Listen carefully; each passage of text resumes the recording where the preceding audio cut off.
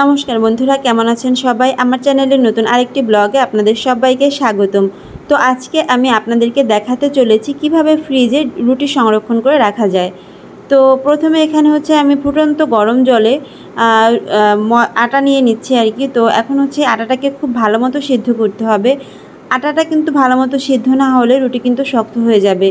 তো এই মতো অবস্থায় আটাটা আমার সেদ্ধ হয়ে গেছে। আর এখন হচ্ছে আমি হালকা গরম অবস্থায় আটাটাকে ভালো করে একটা ডো করে নিচ্ছি। তো এটা পুরো গরম অবস্থায় তো করা যাবে না, হালকা অবস্থাতে করতে হবে।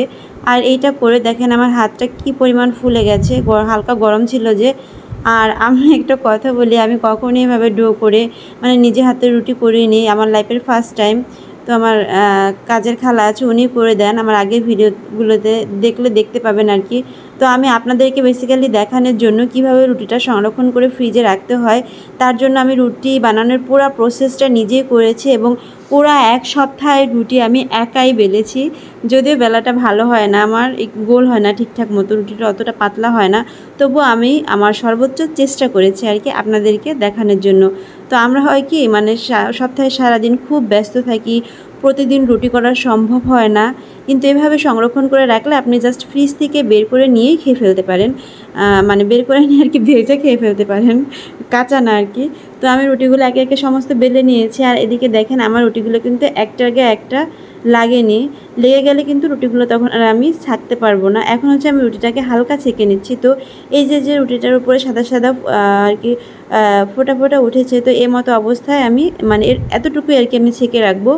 আর ছেঁকে রাখাটার কারণ হচ্ছে রুটিগুলো না ছেঁকে রাখলে একটার গায়ে একটা লেগে যায় ফ্রিজে রাখলে। তো এজন্য আমি আস্তে আস্তে একে একে সমস্ত রুটিটা ছেঁকে নিলাম।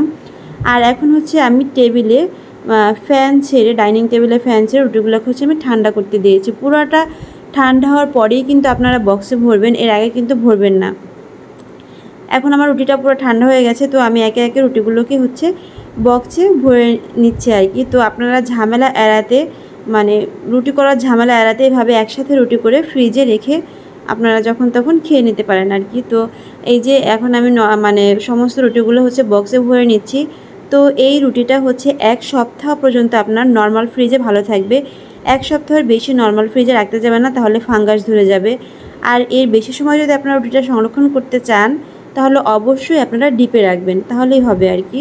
তো এখন হচ্ছে আমি রুটিটা এইভাবে নিয়ে আমি নর্মাল ফ্রিজে রেখে দেবো। তো ভালো থাকবেন, টাটা।